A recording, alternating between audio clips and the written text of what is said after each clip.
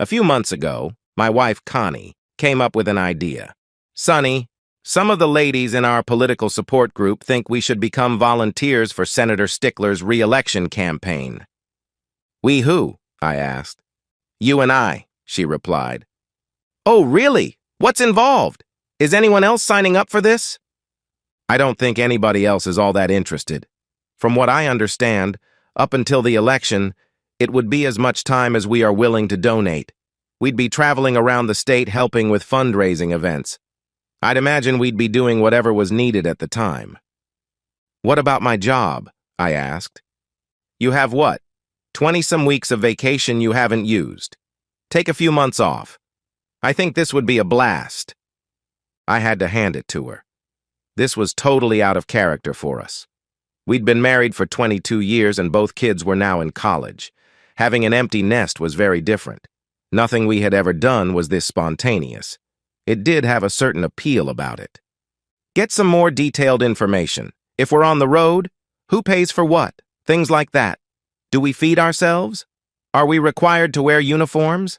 Find out what you can, I asked. The information we received wasn't a showstopper. It was a little more out of pocket than I'd hoped, but we could afford it. Senator Stickler's name had been tossed around as a possible presidential contender in 8 or 12 years. Who knows? Maybe we'd get the chance to work on a presidential campaign, too. I started my job 2 years before Connie and I were married. One of the other hires who started the same day was Vanessa Bromley. She wasn't Bromley at the time. That's her married name. She's been divorced for about 10 years now. We were equals along the way until she took maternity leave. After that, I seemed to get promotions and spotlight jobs. She's been reporting to me for 4 years now. You could not ask for a more dedicated employee. Although nothing inappropriate has ever taken place, when we are alone, Vanessa refers to me as her next ex. She's made it very clear that I would have no choice in the matter if I ever came back on the market. Our employer does not have a non-fraternization policy. They don't want any legal exposure to something they really can't control. That's not to say that some haven't been sent packing after letting their personal relationships cloud their loyalty to the company. Connie doesn't fully trust Vanessa. What's that old saying? Keep your friends close and your enemies closer. That's Connie. We've had Vanessa over for many of our block parties. I think Connie is just gauging whether Vanessa and I act strangely. Since nothing had ever occurred, it's easy to act naturally. There's no travel in my job. Connie worked as a temp until she became pregnant, ever since she's been a stay-at-home mom. When the kids were in school, she volunteered at the school. Only recently did she try the temp job thing again, but she's woefully unqualified for today's workplace. So now she and her posse volunteer for whatever needs saving. Not once have I ever suspected Connie of a physical or emotional affair. We filled out the necessary paperwork and passed the background checks. He was not thrilled, but my boss agreed I could take the time off. Vanessa was named my temporary replacement. Hey, Next Ex, I get to be you for 10 weeks. Try not to fire my best employees. I've got a little more backbone than that last guy. You probably won't fit in when you get back. Listen to you. If you end up overwhelmed, just call. It's okay if I'm the only one that sees you crying. I may call you, if things get weird. I expect some of the guys to test my resolve. They are treading on thin ice if they do. I'm here for you, Vanessa. Gotta go. Talk to you soon. Thanks, Next Ex. Later. With little fanfare, Connie and I spent our first day as campaign volunteers. We were one of 3 older couples amongst a slew of college-aged men and women. On Wednesday, before that night's fundraising event, we were introduced to the senator. I'd seen him on television for the last 12 or so years, so meeting him in person didn't do much for me. Connie, however, was acting like a teeny bopper at a boy band concert. Henrik Stickler was full of himself. I suspect he fancied himself a ladies' man. The way he treated the male volunteers was quite dismissive. The ladies were kissed on the forehead, hugged and touched on the arms, back, neck, and cheeks. He was somewhat shorter than most at maybe 5'8" and easily above 200 pounds. He was not physically fit and was easily winded. Connie, watch yourself around Henrik. I don't like how he's all touchy-feely with the women. Geezer, Sonny. He's simply a very outgoing person. Get a grip, she replied. We filled our days making phone calls, posters, copies, coffee, and being goers. You certainly don't need to be in the upper 90% of the graduating class to do this stuff. We used all sorts of adhesives to make these displays. When we had a trophy or other heavy item to secure to the poster board, we'd use super glue. You have to be extra careful with that stuff, as you can easily glue your fingers together. I did it once, and it took 3 days before I could pry them apart. Even using the internet solutions to loosen the grip of the glue, I still lost several layers of skin when I finally got them separated. Those 2 fingers are still trying to heal and can be quite painful at times. Apparently, the glue prevents the skin from breathing, and you lose several layers of skin. Every few days, I was back at the office supplies store for another case of super glue, duct tape, paper glue, poster boards, and staples. Between the different types of glue and all of the other crap, the campaign was spending thousands. When you considered the lifespan of some of these things, which was a couple of hours during the fundraising dinners, the waste was staggering. Connie seems to be addicted to these smoothie drinks, so I head out 2 or 3 times a day to get her fix. What sounded like a fun way to spend a few months was turning into a mindless waste of time. I'm no more inclined to vote for Stickler than his opponent. Henrik was making the same speech every chance he got. I've got a plan. I'm going to stick to it, and I'm going to stick it to Washington. The trouble is, he's been there for 2 terms, and all he's done is pad his pockets. I doubt he's ever introduced a meaningful piece of legislation. Voting along party lines is all he ever does. If his opponent didn't appear to be just as sleazy, I'd quit this experiment. Our home life was taking a beating. The long hours and time spent driving meant intimacy was happening. Well, not at all. Connie kept updating her Facebook page with pictures from each fundraising event. Again and again, here I am with Senator Stickler. Every picture showed his hands somewhere on her. At a minimum, she was star-stuck. Several attempts at breaking my celibate streak were shot down when I complained about Connie's behavior around Henrik. Connie, what's gotten into you? You hang on to every word Henrik speaks and are like a puppy dog following him around. Do I have to worry about the 2 of you? I can't believe you. What? Are you jealous of a successful man? Is that it? I like him. He's got money, power, and prestige. He's also got a wife. And then she stomped away and slammed the bedroom door. I'd quit this campaign if Connie did too. That suggestion resulted in another shouting match. This election can't come soon enough. Stickler was leading in the polls, but not by more than the sampling margin of error, so it was still in doubt. With 2 weeks to go, it was all hands on deck. We were 3 hours from home and getting ready for tonight's fundraising dinner. Henrik had just entered the ballroom and was busy schmoozing. My hands were full of brochures to be handed out this evening. I had just returned from picking them up and had not seen Connie yet. You're Sonny Tenaces, right? I turned to find a man with a manila folder. That I am. How can I help you? My name is unimportant. Call me James. I'm an investigator for some people who have an interest in seeing Senator Stickler lose the election. I have some things to show you that might convince you to join our cause. I glanced around, not sure what to make of this guy. It didn't look like anyone was watching us. James continued, "Walk with me." We walked towards the hotel lobby while my world unraveled. Sonny, your wife and Henrik are having an affair. 9 times over the last 4 weeks she has joined him in his suite immediately prior to a fundraising dinner. The pictures in this folder show her coming and going on those occasions. There are pictures on my phone of this afternoon's encounter. He leaves first, while she showers. She left his suite about 10 minutes ago. James pulled up the pictures from today. My stomach was churning and I was close to hyperventilating. You should sit if you're going to look at the pictures in the folder. Twice we were able to get pictures of their sexual encounter. I couldn't do it. My marriage is over, but I didn't think I wanted those images haunting me forever. How do I know these aren't staged? I asked. I guess you don't know. He's kind of a pervert and bites his women on their backs. Have a look and see tonight if you doubt me. See if this sounds familiar. Henrik slips her a room key card, which she puts into her sweater pocket. She then finds you and gives you a task, which sends you out of the building. When you return, she's freshly taken, and you're clueless. If you look close enough, you'd probably notice that whatever you were sent to pick up was available at noon, but you weren't sent to get them until after 4 p.m.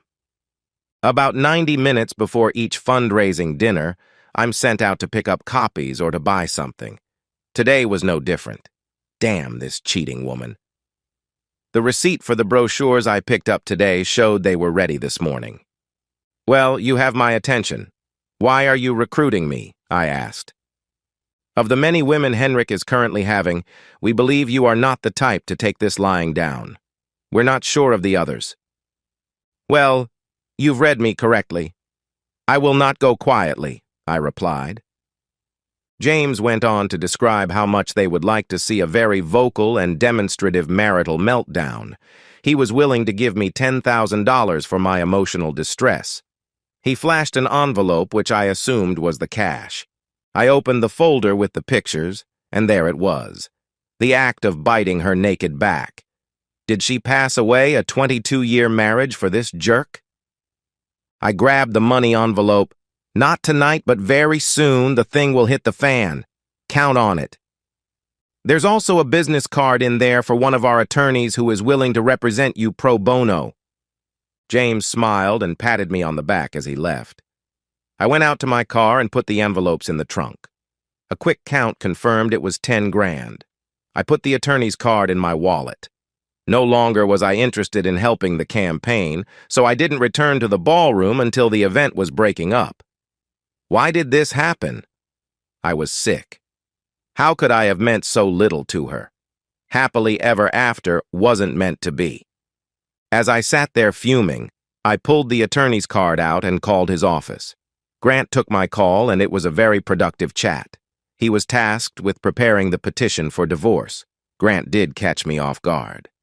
Sonny, if your revenge results in the police getting involved, don't say a thing. Get me involved immediately. Thanks for the advice, Grant. I haven't decided what to do, but I'm not prone to violence. Well, he is a powerful man, and once you anger him off, who knows how low the slime ball will sink. I spent the next 2 hours trying to come up with a suitable revenge. A million ideas were flooding my brain, but I had absolutely no idea how to pull off any of them. I wasn't going to have Connie served until after I took my pound of flesh from the pair. Where in the hell have you been? Don't you answer your phone anymore? I was worried sick that something happened to you. I wasn't feeling well. Guess I misplaced my phone. Ready to go? I replied. We still have to help clean up. I'm leaving. Are you coming with me or are you getting your own ride? I asked. Just go. I'll catch up with you later. On the road, the workers are put up in cheap motels. Crushed, I drove the 3 miles to my room. It gave me time to entertain my rage. Having warned the cheating woman, she's earned everything that was coming her way. I wanted revenge. Not just on Connie, but her scumbag lover. Hopefully, I could tank his chances for the election. The more pain I can inflict, the better. Connie got back to the motel over 2 hours later. She'd been drinking. I no longer cared.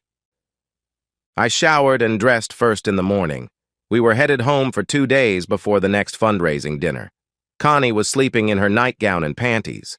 I pulled the covers back and yanked her panties down. She woke up quickly. What the hell are you doing? After the way you acted yesterday, you aren't getting any of that. I didn't want to be intimate with her. I wanted to see if there were any bite marks. My heart sank at the sight of several bite marks. We're done. I'm leaving for home in 15 minutes, with or without you, I replied. Connie skipped the shower and was yelling non-stop the entire 3-hour trip home. I really annoyed her off. It's so cute how you think I'm listening, I replied. I'd never heard such a profanity-laced tirade. Somehow I'm the problem here. If I thought I could get away with it, I'd open her door and kick her out at 70 miles per hour.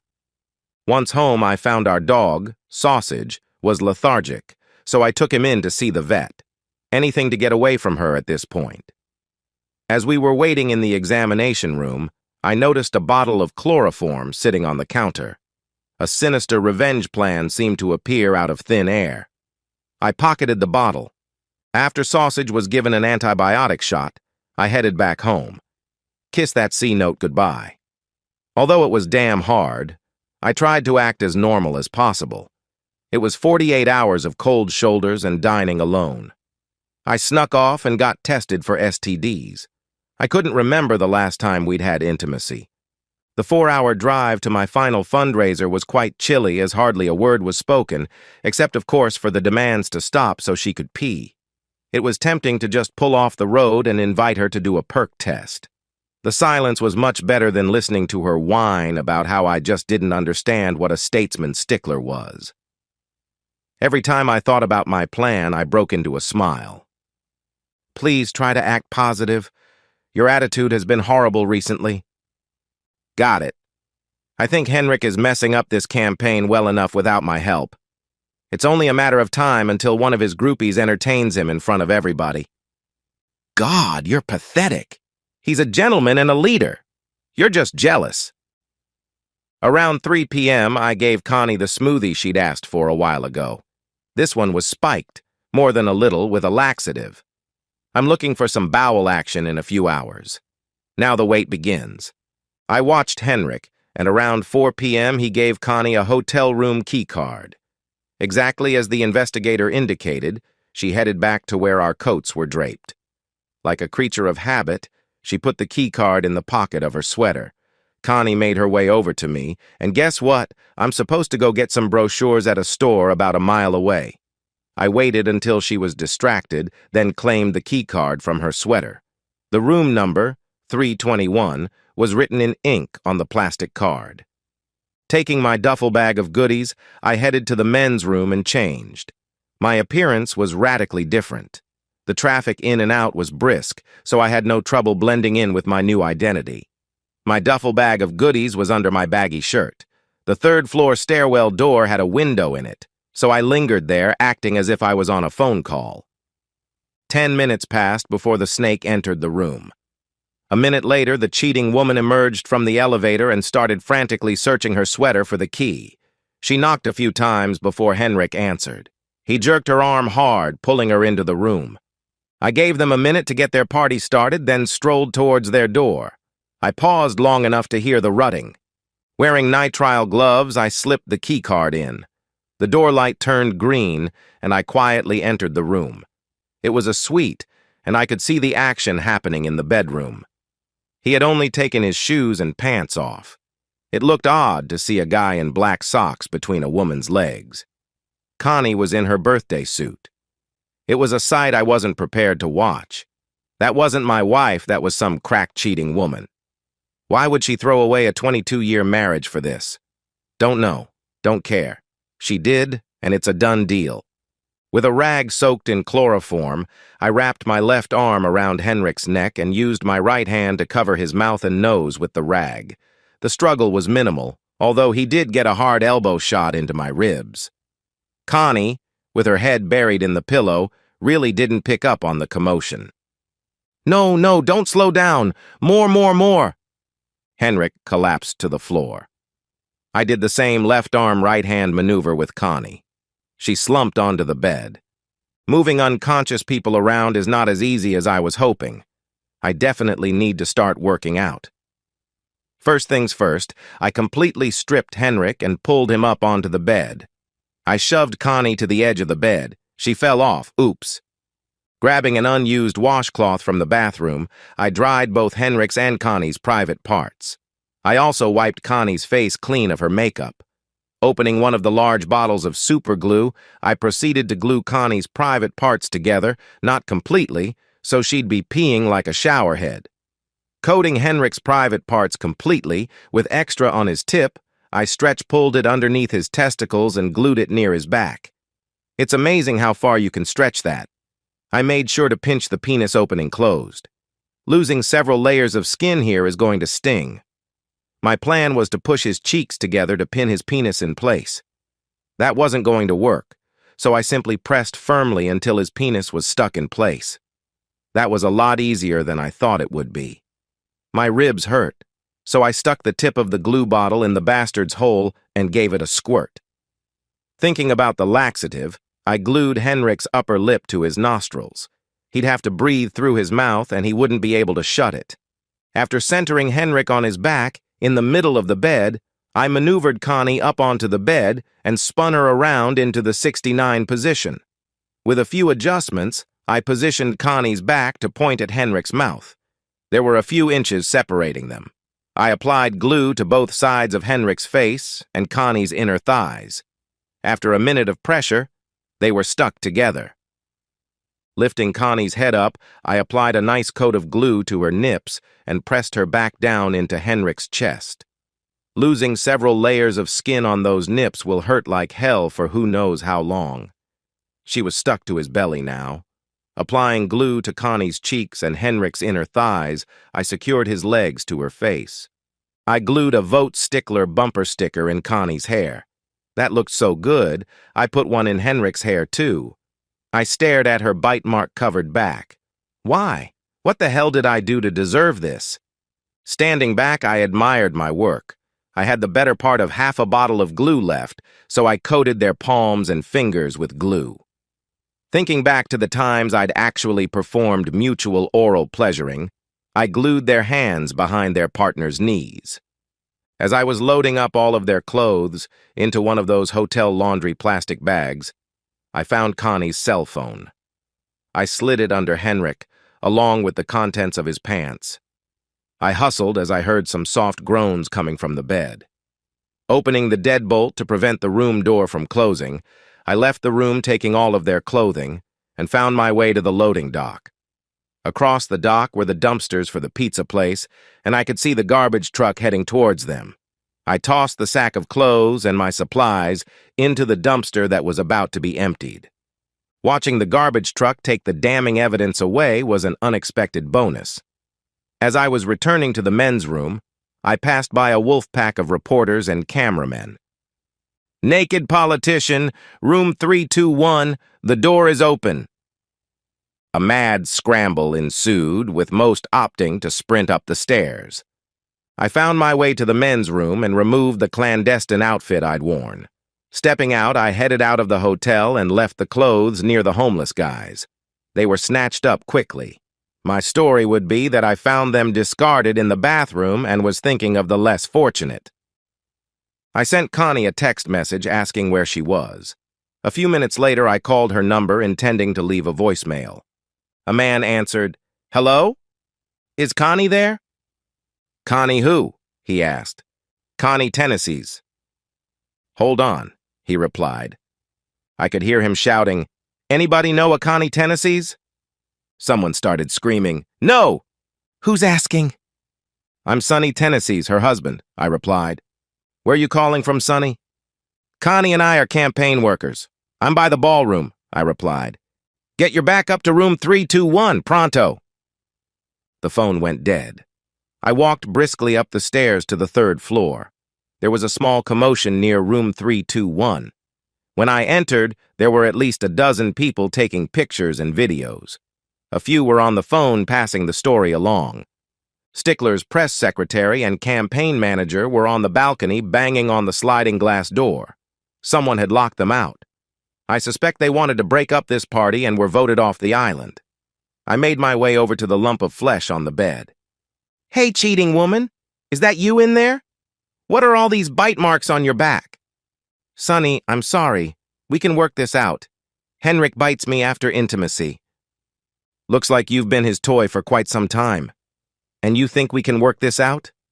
"I don't. Tell you what, I'm going to step outside for a minute, and if you want to save our marriage, you'll join me there." "Sonny, I can't move," she replied. "And you should know we are history. After the way you humiliated me with teeny-tiny jerk here, there's not a chance in hell." Henrik spoke up. "Bug off jerk. I got her off every time." The temptation to permanently remove him from society was strong. Connie helped me earn the 10 grand. No way! I faked it every time. Even with you all the way in, I could hardly feel. You should get on the transplant list for an adult-sized tool. Ouch! Quit pulling! The reporters loved it. I started answering questions about myself and Connie. Connie groaned, "I need to use the bathroom, now!" Nobody said or did anything, and then came the sounds plat.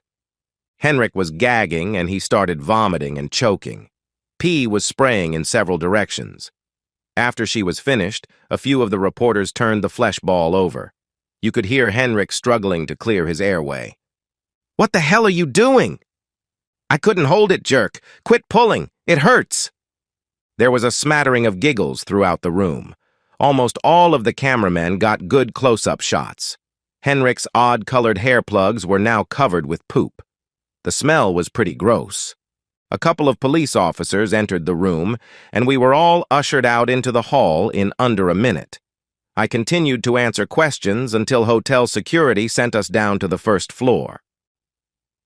The crowd was getting anxious.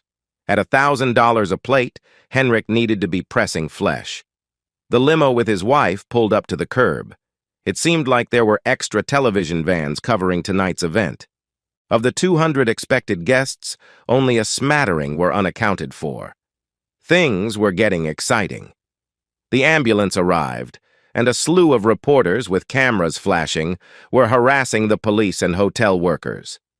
When the gurney neared, with a sheet covering its cargo, the reporters recorded the sounds.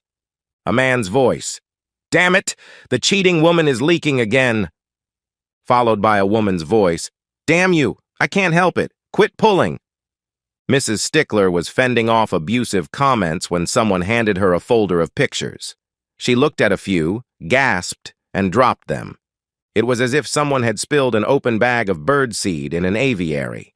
The photos were scooped up by the reporters, and the rumor mill was on fire.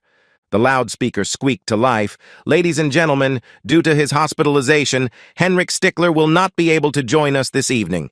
We thank you for your understanding and continued support. Dinner will now be served." These people loved to strut their stuff, so Henrik not being there made no difference to them. I was done being a worker, so I drove to my motel. While I was resting on my bed, trying to figure out why I'd been discarded so easily, I started to cry. The loss of my marriage finally hit me. The strong marriage I thought I had was an illusion. About 30 minutes after I laid down, my cell phone rang. Caller ID identified it as the hospital. Game face on. "Hello. Is Mr. Sonny Tenaces available?" "Speaking," I replied. "Mr. Tenaces, your wife has been admitted to University Hospital. Do you know where we are located?" "I do. Why does that matter?" "Don't you want to see her?" they asked. "That cheating woman? Can I ask that she be taken off of life support?" "Sir, she's not on life support. We need you to confirm her identity and supply her insurance information." My $10,000 incentive kicked in. "Whatever. I'll be there in a bit." There were several news crews hanging around the entrance of the hospital. Management wasn't allowing them inside. Someone recognized me. "Mr. Tenaces! Mr. Tenaces! Talk to me!" I held up a stop sign, "In a bit." At the reception desk, I identified myself. "I'm here to see Connie Tenaces. I'm her husband." "I'm sorry, sir. We are not allowing visitors at this time. I need to make copies of her insurance cards." "Lady, for all I know, you have a crack woman pretending to be my wife.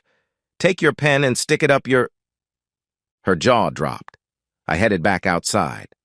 "Mr. Tenaces, what's going on?" "The hospital claims to have my wife, but they won't let me see her."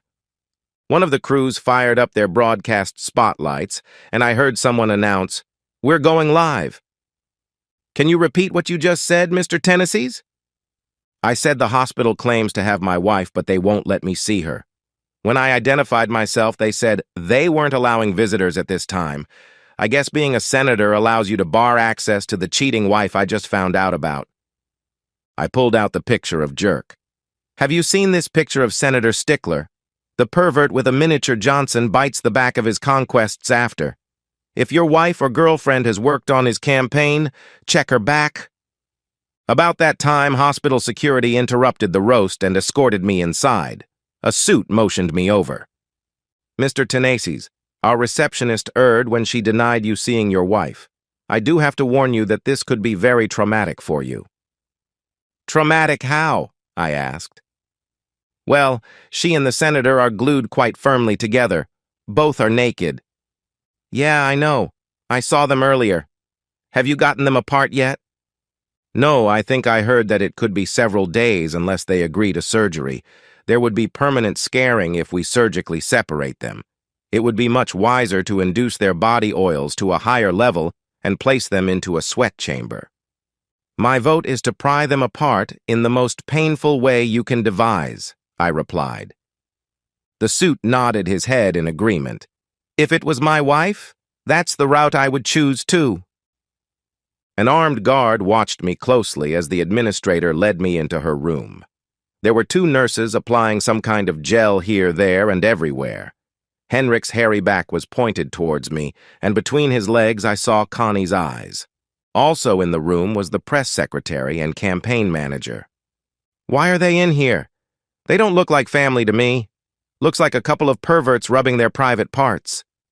The suit motioned them out, and when they refused, the armed guard convinced them.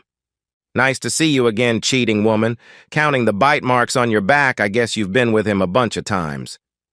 Sonny, please, I'll make it up to you. I loved you more than life itself, Connie. I hope it was worth it. Some 2-minute sessions from this tiny jerk for a 22-year marriage. The math doesn't work for me. I'm leaving and I will be filing for divorce. Sonny, don't go. I need you, she replied. I turned towards the suit. That's her. I'll give the front desk my insurance information.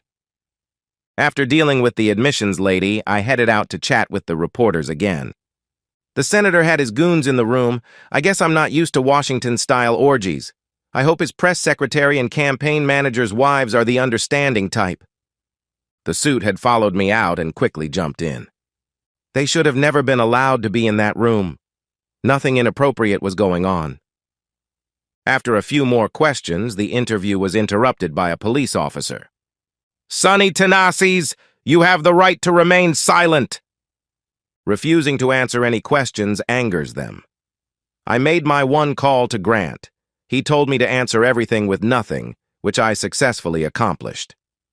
10 minutes after he arrived, I was headed to my motel room. I gathered our stuff and checked out.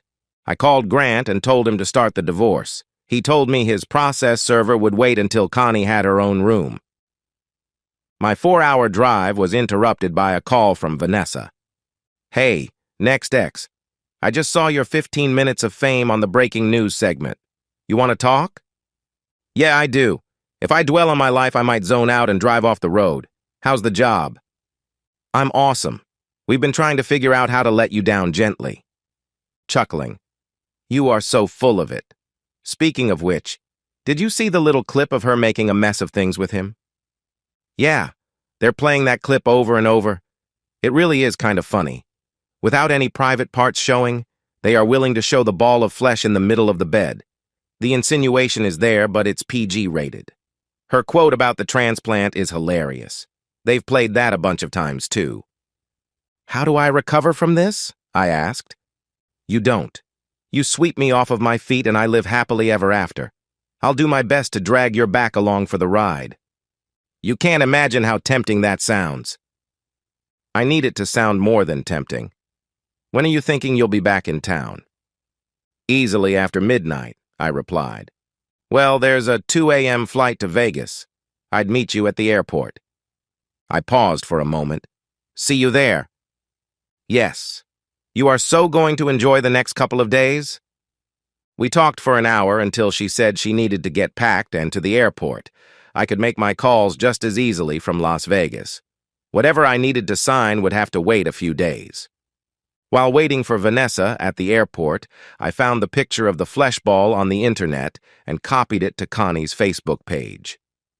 Here I am with Senator Stickler. I'd never seen Vanessa dressed so provocatively. She never shows cleavage at work, and now you could drop a golf ball clear through the opening.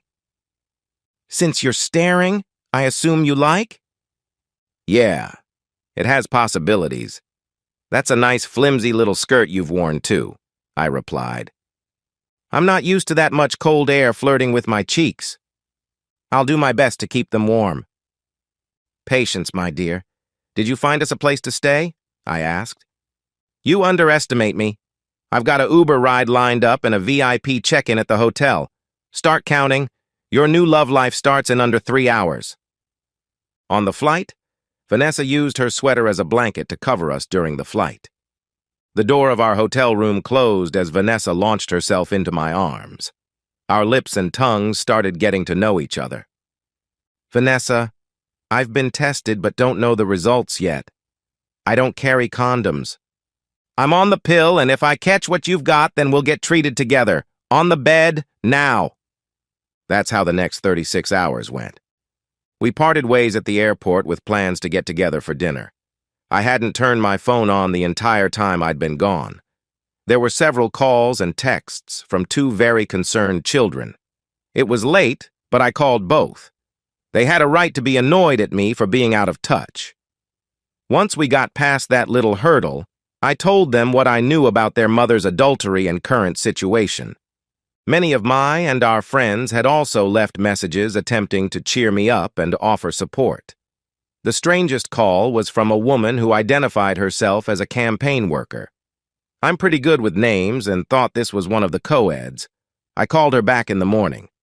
Hello, she answered. Hi, this is Sunny Tenaces. You left me a message. Thanks for getting back to me. I have a problem and was wondering if you could point me in the right direction. Fire away. Don't know if I can help, but I'll try, I replied. My boyfriend and I have been working alongside you and Connie. I noticed that he has bite marks on his back. I want to put the senator. Can you help me? Stickler rants and raves about religious righteousness. Those folks have little sympathy for alternate lifestyles. This would sink him permanently. I pulled out the card I had for the attorney. Call this guy and tell him you want to talk with James. Hint to James that you could certainly use a little financial help. Thank you, Sonny, she replied. The news conference and immediate fallout were a blast to watch. Stickler's 2 percentage point lead in the polls was now a 5-point deficit with a week to the elections. His opponent's latest ads were brutal. Someone wants to stick it to Washington.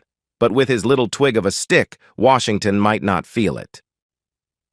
On Monday night, it was the hospital calling Sonny. I'm in my own room now. Can you drop by and talk to me? I don't want a divorce. What should I tell her? Should I invite the kids along?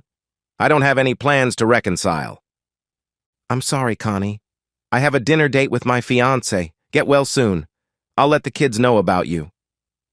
What did you say? We're still married, she replied. I said I'll let the kids know about you. Talk with you? Never, I hope. Sonny, don't you dare hang, as I hit the end button. I called my intended fiancé. Vanessa answered, How's my next ex tonight? Wondering if you'd like to get together for a nightcap? Come on over, she answered. Now my plan was to talk with Vanessa first, but her plan won out. She didn't seem disappointed. What happened today? I resigned. Hopefully you'll get my job permanently. You did what? Why? She asked. There's no way I could ever treat you as an underling. I need a break. And besides, this allows us to find out if we really could be meant for each other. I was raw when Vanessa left for work in the morning, smiling, but raw. I'd signed up for a new phone and was keeping the kids apprised of what was going on.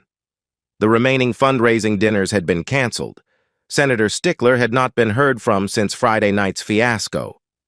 As great as the intimacy was, Vanessa and I agreed that the only way this would work is if we tried to take it much slower. We were delusional. Neither one of us could go more than a day without needing to see the other. Who cares if it doesn't last?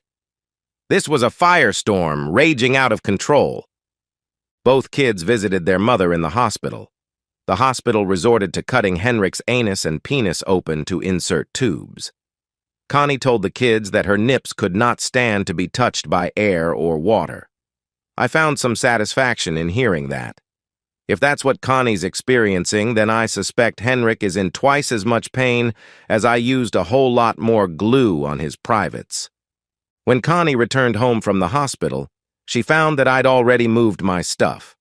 I took it over to Vanessa's house. It didn't take Connie long to figure out that I was there. My kids told me Connie was going crazy not being able to get in touch with me.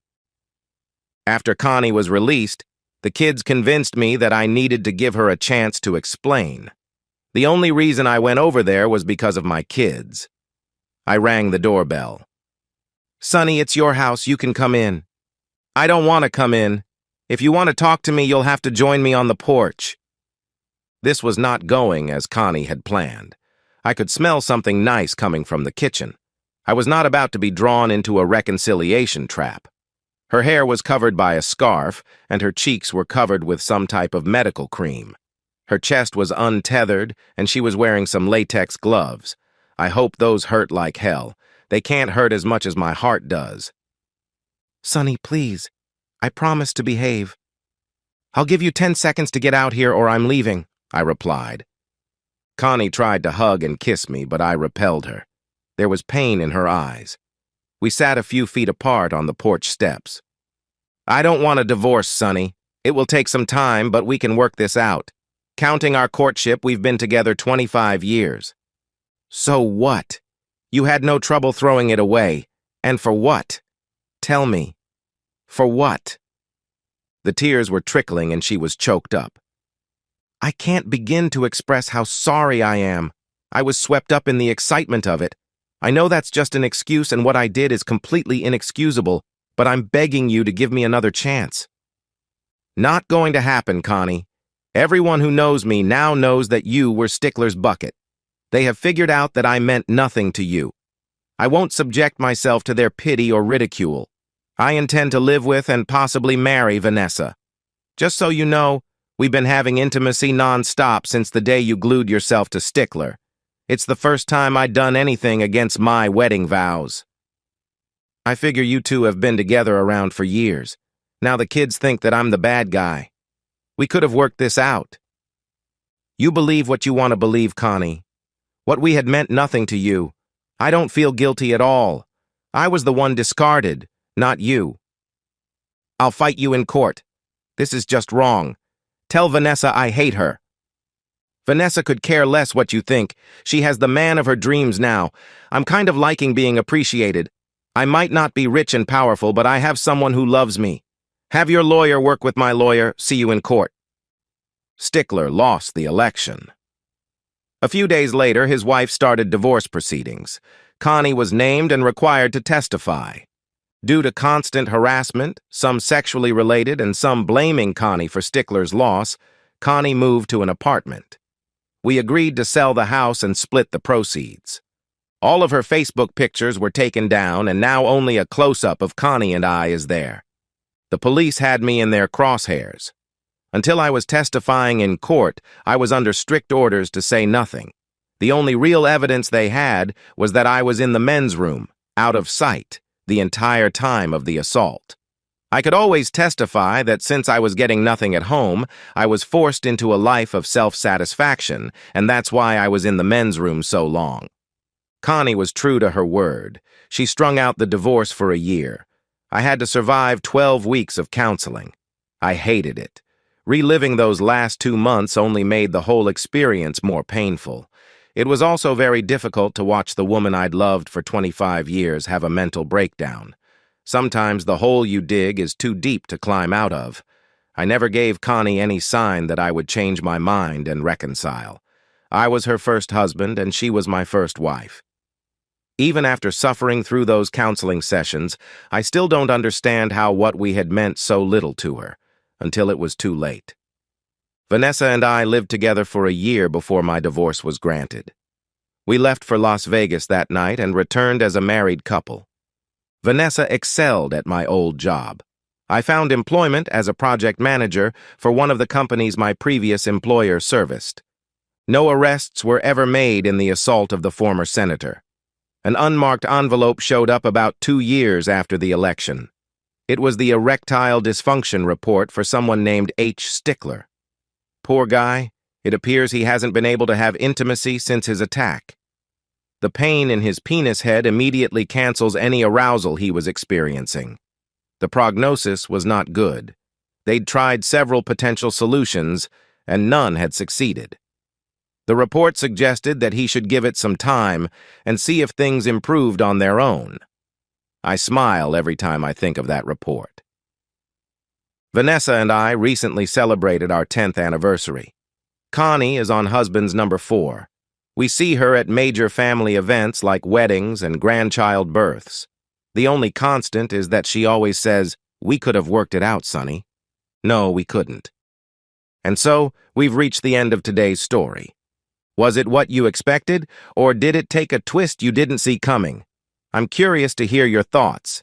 Share them in the comments below, and let's get a conversation going. If this story kept you hooked, make sure to hit that like button.